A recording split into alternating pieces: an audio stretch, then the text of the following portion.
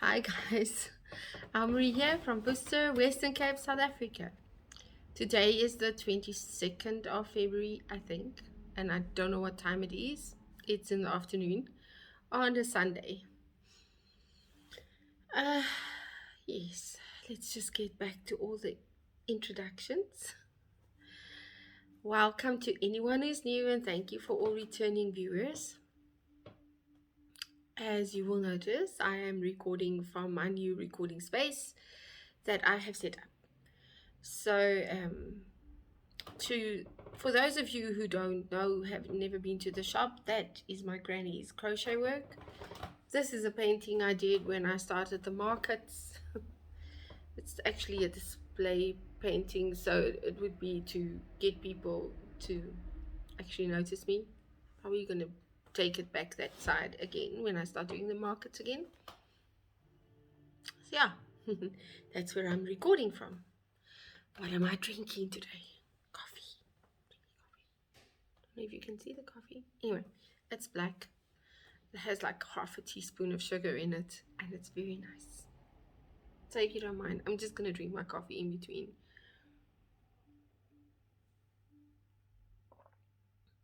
Any of you who are coffee drinkers, tea drinkers,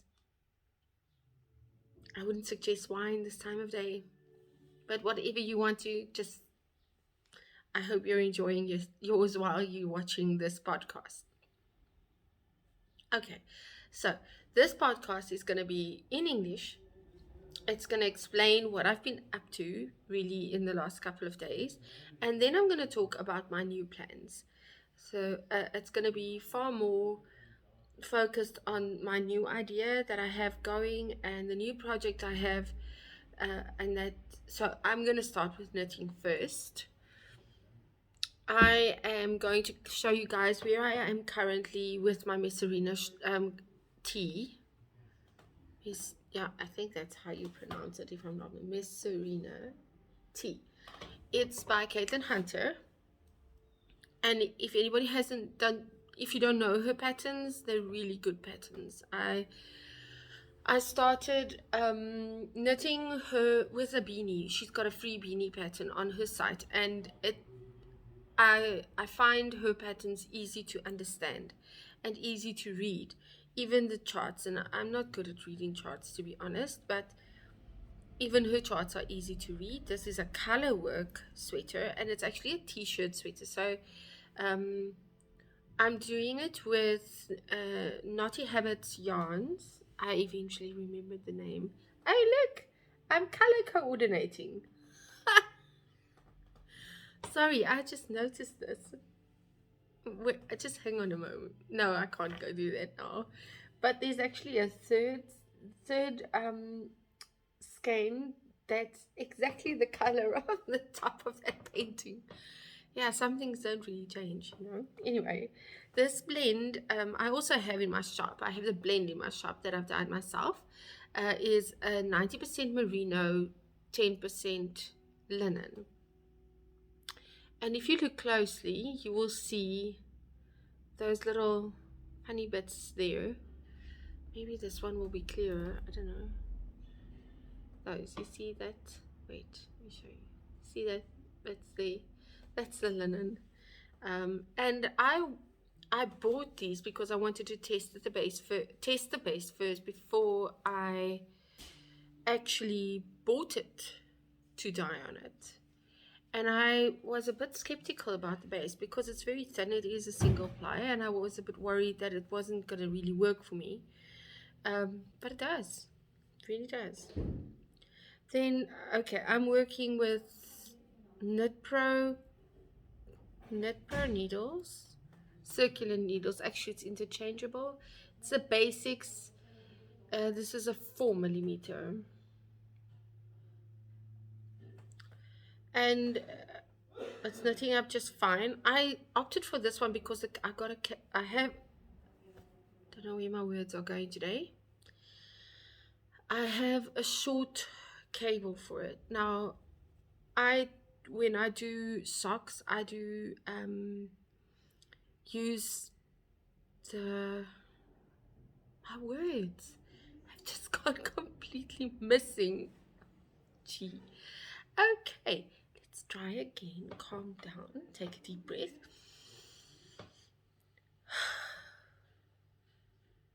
Okay. I do use magic loop method when I make socks. But when I do color work, I'm very iffy about that. You will see here, I use in between sections, I use stitch markers. And if I am doing color work with magic loop, that's not gonna work. So anywho, I wanted to show you where I am now. I have made some progress. Last time I showed this, I think I was about there. So today I'm going to be focusing, I am at round number 37 right now, and the color work, sorry guys about that, the color work, the section goes up to round 55. So I'm at round 37. I've got one more increase round to do, that is at round 42. So I'm going to try and do that section up to the next increase round, and do the next increase round again today, and then finish it off the yoke part, say by Monday-ish. I'm hoping for that. I'm going to have to focus on finishing this. I don't know, okay, those of you who are watching this that's not in South Africa, South Africa is the southern hemisphere, so we are going into autumn now from March. Because it's Africa, it's got very different types of weather depending on which side of South Africa you live. In the Western Cape, in like the Cape Peninsula right now, will be much cooler than it is here. We're more inland. So once you go over the De Kloof Pass, it gets hotter as you go on. Usually today our maximum temperature is about 25, 26, which means in the Cape Peninsula it will probably be around 21, depending on which side you are on. 22 degrees Celsius. I don't know what that is in Fahrenheit. You're gonna have to Google that yourself to find out. I don't know. But we are going into autumn in March, so from then we have about 6 months of cooler weather. I just really want to be prepared for the winter, because winter only really comes on our side, really kicks in June, like May, end of May and June, and by that time I want to be prepared. So this needs to be finished by then. I bought another pattern of hers that's also a colorwork sweater that I absolutely love, and I've got several of them. Just to explain why I'm so excited about this one, this will actually be the first colorwork sweater that I think I'm going to finish. I finished colorwork socks, I finished the colorwork 2 colorwork beanies. Somehow when it comes to sweaters I bail out around, well, about there usually. I have a Soldatna crop that's about almost done with the yoke, and I just stopped. Somehow I just get scared because I'm afraid it's not going to fit. And this time I told myself, I don't care if it fits or not, I'm finishing it.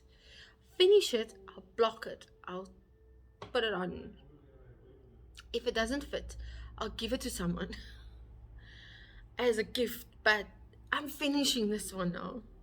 So yeah, that's what I've been doing. I've been pretty, when I've been knitting, monogamously knitting on this one.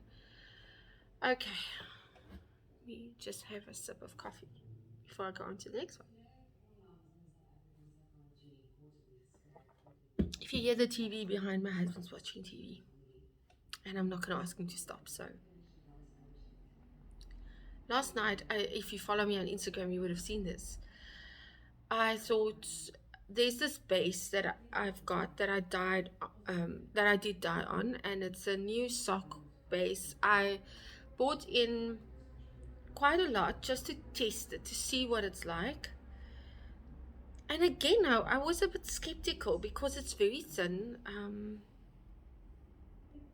going to show you now. Okay.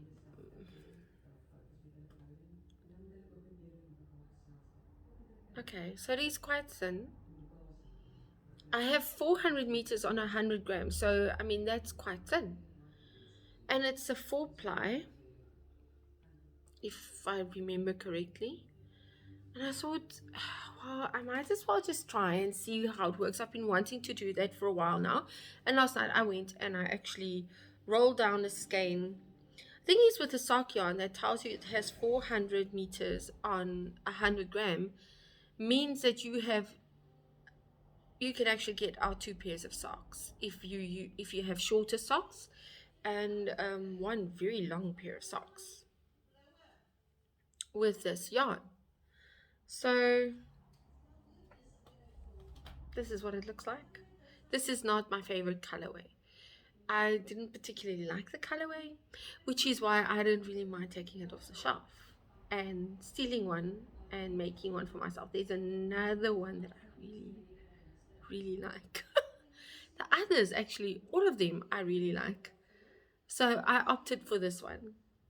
You can see a lot of green, brown, purpley blues. I think this is more actually for male socks, you know, for your husband or your son or whatever.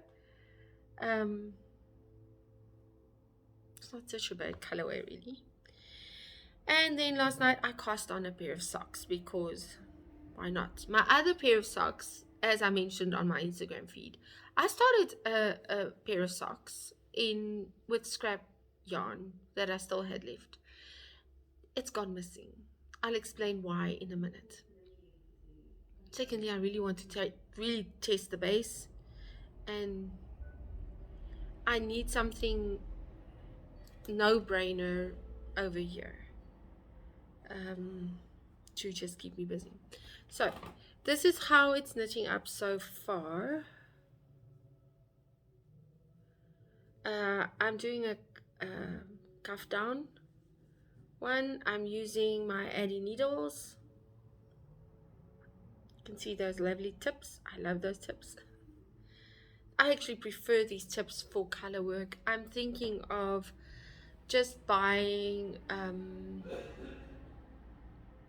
a very shorter cable for my Chiago needles, because in color work, honestly, I love those tips, but then this is working just as fine. I mean, it's fine, really. Anyway, it's 100 centimeter needle, and I'm doing it magic loop style. You can see that. This is ideal if you want to do 2 at a time socks. I did 2 at a time socks twice now, and too much thinking involved again. So this is the one I sit and I knit and I don't think. Okay, so that's this.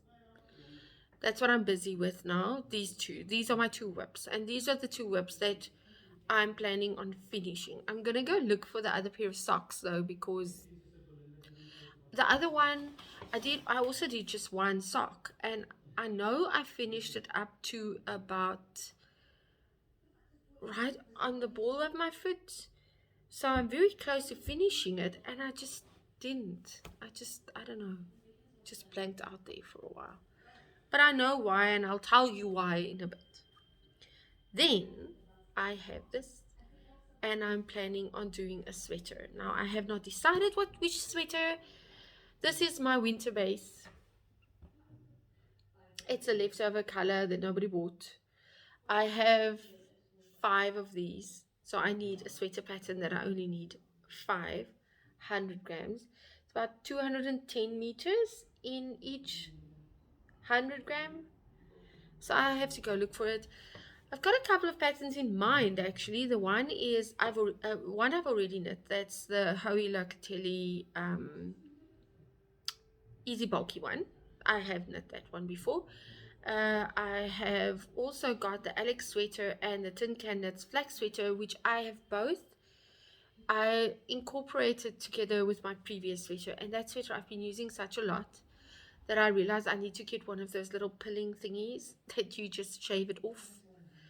I really do need to get one of them if I'm going to wear something like that all the time, because this base is 50% merino, and it's non-superwash merino, and then it's got a 25% baby alpaca and 25% kid mohair. It's a lovely base. It's really my preferred winter base. So I'm going to definitely purchase some of these for winter. Winter yarns, to just dye it. So that's that. I haven't decided which pattern to use. I was busy saying which patterns I have. I have the easy bulky one. I also have Andrea Maury's I just have to remember, the Weekender. I also have those two that I said, the Alex sweater and the Tin Can Knits one, which I actually used Tin Can Knits that for the neckline, and then just went over to the Alex sweater because I love that pattern. It's really an easy pattern. I just didn't want a boat neck, so I just it's interesting because you actually just cast on fewer stitches, but then you have to increase on one of the rows just to make so that it actually fits. I don't know, I figured that one out all on my own, which is amazing. I usually don't.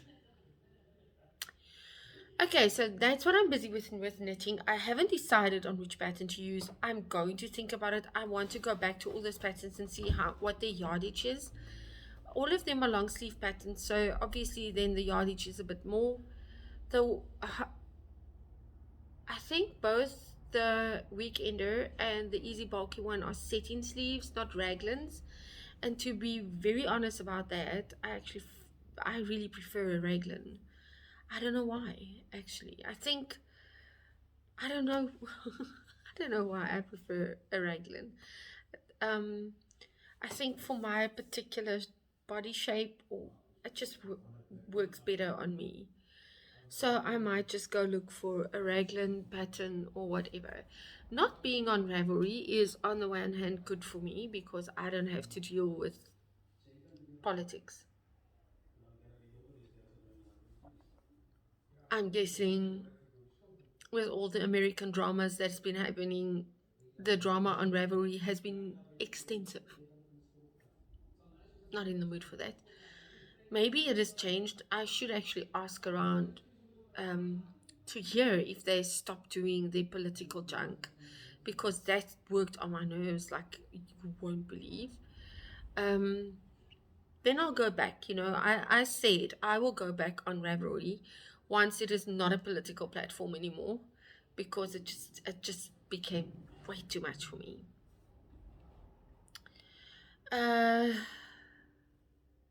But I miss Ravelry because I can't go look for patterns the way I used to. I have a couple of designers that I know, and I know them quite well, and I can go look up, but I can't really find new designers at the moment unless you go on Ravelry. Clever, ne? They are. And they are on other platforms as well, but it's very difficult to search for designers on there. So I know many of the bigger designers. I know their websites. Maybe I should just go and check. Maybe they have one for me. Most of them have satin sleeves, so I'm gonna have to go check actually, because somehow I'm thinking this Sapila one is a raglan. I'm gonna have to go check. And my pattern stash, because you won't believe how many patterns I have and how few of them I've actually done. Not talking about that, and I'm not talking about the amount of UFOs in the background either. It's very bad. Anyway, So shop updates and plans. So shop updates is, if you haven't noticed, and if I didn't mention in my previous one, I can't remember, but we did make a move. I moved from town to my house, and I had a shop space in my house, in the front of my house. And it's been like that now for, say, a couple, 2 months, I don't know. I moved back here. I moved to the shop August, September, October. Yeah, it's been a couple of months since my shop is at home. Probably about 2 months. And in those couple of months, I realized, you know what, this really isn't for me. I like the idea of having customers and interacting with my customers. I'm People seem to think I'm a extrovert. I'm not. I'm not. Uh, I don't like. I really don't like large groups of people unless I can. If it's like a gathering of people that are together all the time and need to chat to this person, I don't like that. That's uncomfortable for me. I've learned to deal with it, but I don't particularly like it. Um, but when I go to markets, it's a whole different ball game because you are interacting with people that you don't know. You don't have to talk about this or talk about that. You're talking about what you are selling. So I'm there as a salesperson, and that I am good at. And I love selling. I know. It sounds very weird. It's not actually the sale that makes me happy. It's seeing someone walking out with a smile on their face because they just bought something. And that is why I love the market so much. I just, that type of interaction is the type of thing that I like. So I've sat down and prayed about this a lot and thought about it a lot. I still have my space here. I moved. The space that we had was one large room that is still divided by a double door. So before, when we bought the house, this would have been the dining room. The other part would have been the living room. It's divided now again. Where it was before is the smaller part was where I am now was our living room, and the other part was the shop. We just switched it around. So my shop is in the smaller part. Our living room is in front, which is on a personal level much better and much more comfortable and has a lot more light because it got very dark and almost claustrophobic in the small space. And my workspace was in my spare room, and that was not. I started getting a bit worried about that because if my mother ever decides to come and visit and stay over, which is a very rare occasion, but I need to have space for her to sleep, and I didn't. So the spare room is again the spare room, although I've got my painting stuff there, and I'll probably use it as an art studio until I need to use it for a sleeping space, and I'll just move the stuff away. And so that's that. And my sewing, spinning, that type of area is the side again. And my shop and my workspace is one space again. It used to be like that. My old customers that came to my shop when I originally started the shop will know, and the setup, and I'm completely comfortable with that, and they'll be comfortable with it too because they know me. And the other really nice thing is that I don't have to worry about getting new customers in and fretting over COVID regulations and stuff like that. Because that was also a bit of a stressful thing for me, is that if I started advertising, I would have people in here that I don't know, and I would actually have to focus on things like COVID restrictions, and I just don't want to do that. The people, again, that have been to my shop, that know me, they know the way I operate. They know they can take their mask off as long as we keep our distance. The people I do know aren't people who unnecessarily touch things, and yeah, my customers that know me, we get along really well, so that's fine, and they are still welcome. If any of you are listening to this, please know that you are still welcome. Anyone buying online, because my online shop is going to go on, it's actually I'm going to focus on that and getting new stock in there and promoting that.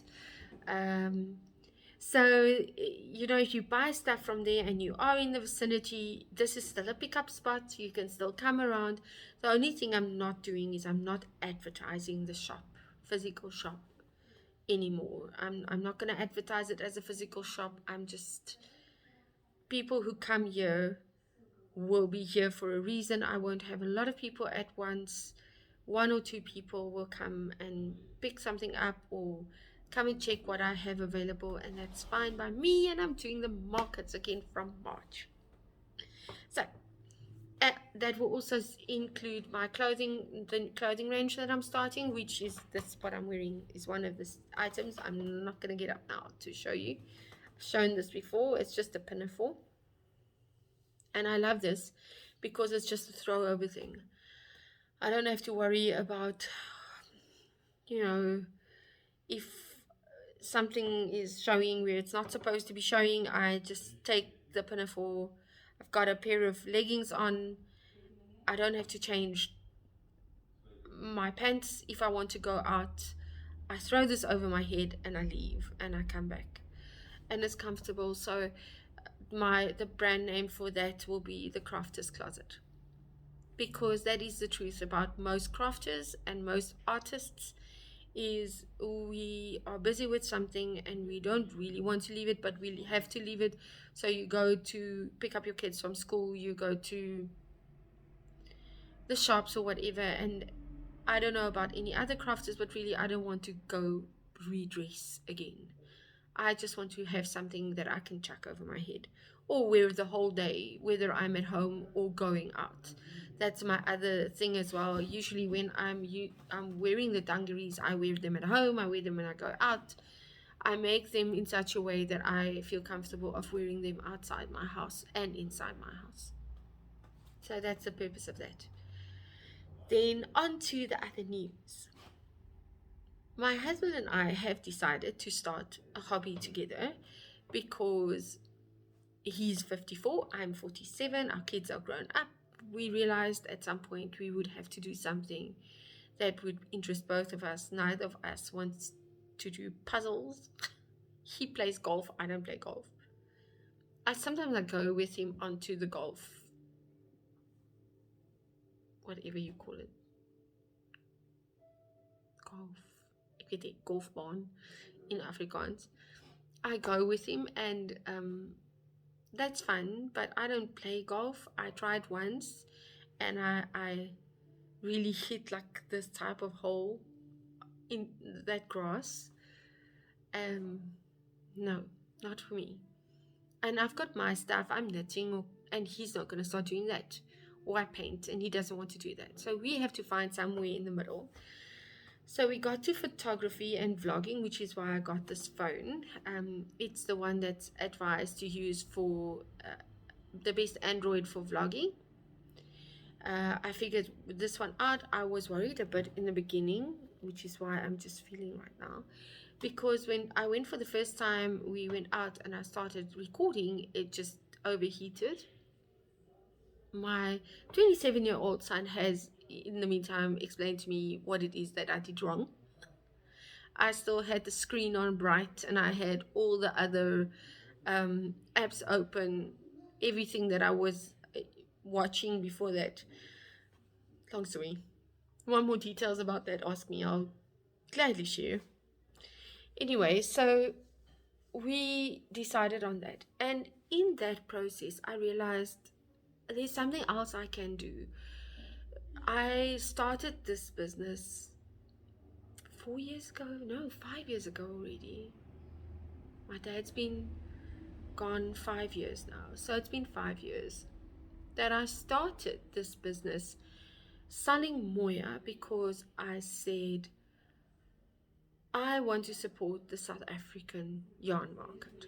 South African yarns made by South Africans for South Africans. I want to let people realize that there are actually high quality South African yarns, and I mean everyday people. There are many people out there, many women, men, many people out there that know that Vinnie's is a South African brand, or Nurturing Fibres is a South African brand, and that there's a difference between Moya, Vinnie's, Nurturing Fibres, Rose's Yarn Garden, my yarns, and say, oh, and like Colors of Grace when she was still dying. There's a difference between those yarns. That's a TV, sorry. A difference between those yarns and Raisa. Many people know that. But with many, I mean percentage-wise, I think it's probably, I can't say in percentages, but it's a very low percentage. Most of the knitters and crocheters in this country don't know the difference. They look at the price and they say, that's cheaper, I'm taking that. I cannot explain to you how many times I've had people, and I don't like acrylics, you know that. Anybody watching this will know I don't like acrylics. But I've always said, if you're going to buy acrylics, then buy South African acrylics. Don't opt for the Chinese or the Turkish or whatever one first. I mean, if you can't get what you're looking for on the South African side, fine. No, that's great. Then you go buy the imports. But don't opt for the imports first. And when I started this, when I opened my shop up again, I had so many people asking me, phoning me, do you stock lollipop yarn? No, it's an import. I said, I only stock South African yarns. And they just didn't know it's an import. They don't know. So the general public, the larger part of the public, they're knitters, they're crocheters, they've done it for years, they've learned from their granny or their mother or whatever, they don't know, and they don't check a label either.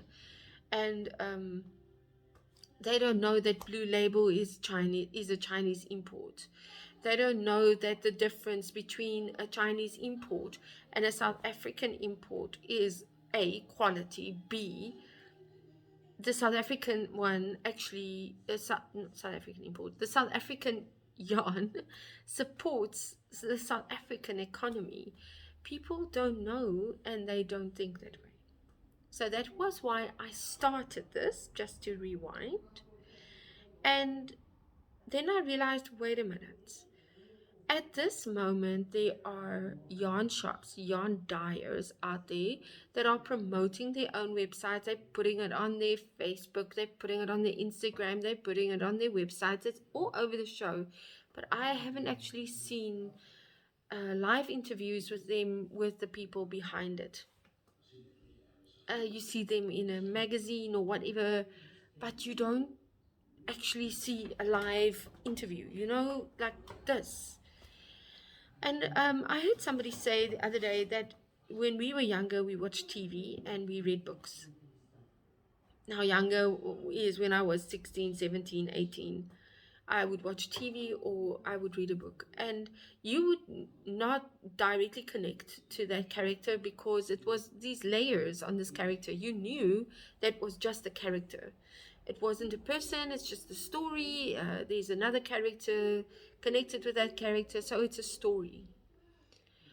Right now, and especially with COVID, the way people directly connect to other people is this.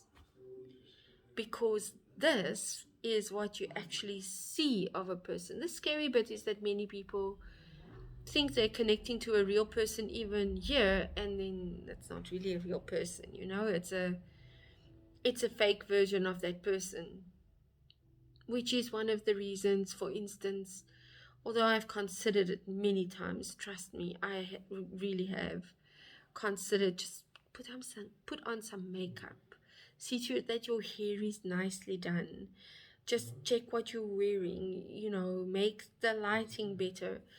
And every time I consider that, I think, but that won't represent me, won't be the real me. And I want people to, when they watch me here, this is who I am. This is really, truly who I am. You're not going to get anyone else. And I've had that in the past, and I'm saying this, I guess, just to give a better idea of why I'm going to do what I'm doing, why I want to do what I'm going to do. Is that people see us on Instagram, they see us, hear us on a WhatsApp message, they hear us over the phone, and they make certain assumptions about who you are and what you stand for and what you are actually doing, what your processes are. I mean, we've seen that in the art world a lot, is that people would tell people, the artists, that no, that's fake, I can't see what you're doing. And the artists started making videos because they, especially the guys that do hyperrealism, they started showing, listen, this is my process, to let people know that this is really my process. In the same way, in the craft world, you can talk to me on the phone, you can, but you don't really know me until you meet up with me on a personal level. I digress, but just to rewind where I was. um, I had situations like that before where people would assume I am a certain way, and then when we actually meet up, they're either pleasantly surprised or heavily disappointed because who they thought I was is not who I am. So this, for me, YouTube videos for me is a platform where you can actually show the real you, where you can actually share what your processes are properly, the real processes, not the fake ones. That's why this is important for me. So I did my first interview with Audrey Grip, as you guys know. That was an Afrikaans interview. And the next one will be English, I think. And two of them have been, who agreed to that, are actually in the north also, so Gauteng area, so I can't get there. It's going to be Zoom, like a Zoom meeting like I did with Audrey, hopefully better lighting this time, and better setup, but more, it's not going to ever be a professional thing. It's just going to be a bit more, I think, orderly, hopefully. And the other two is actually physically in Cape Town. The one will be with Bronwyn from Knit Shop Love, and the other is Nova Oils, Serena Palvi, and that's in Durbanville. And both of them stock South African yarns only. They also, Knit Shop Love started a sideline business with Liesel Klue, I don't know how to pronounce the surname, called Hey Honey. That's a hand dye company. So I'm going to be interviewing them and doing a quick, like, a tour of their workspace and what they're doing. And then the virtual ones will also, if they agree to it, I'm doing a virtual tour and just a one-on-one interview with the owner of that business, so that when you buy yarn from Knit Shop Love, or you buy Hey Honey yarns, or you buy from Nova Oil, or you buy from the other Naughty Habits is the other one that's lined up, and that's Mitzi, and then the other one, I know her name is Lauren, I don't know what her business name is. So those are people that you're going to be meeting, and you will know their stories and you will know their processes, and that's what the whole interview thing will be about. That is very exciting. I'm really so excited about it. The physical ones will be the 2nd of March. If you have any ideas of people that I could interview, if you have people that you would actually like me to interview, leave a comment. Tell me, what about this person? What about this person? I would really like to, and I'll contact them and I'll tell them, people asked that I would interview you because they would actually like to meet you face to face, so to say, even if it's just on YouTube. So yeah, those are the plans, and I'm 40 minutes into this. As far as editing is concerned, I'm going to be editing the interviews, but also for the sake of just being authentic and having my YouTube channel being authentic, showing exactly who I am with the mistakes I make when I'm talking and the mistakes I make when I'm recording. And because I've always said this is a far more personal platform for me, this part of it anyway, I'm not bothering with editing unless I say something very stupid somewhere along the line. I listen it through, and then if there's something that I really feel, no, that was really stupid, I will edit it out. But at the moment, I'm not bothering with that. I will, however, do that with the interviews if I feel there's something that needs to be edited out. Anyway, I love you guys. Have a fantastic week. Next week, please take care of yourselves.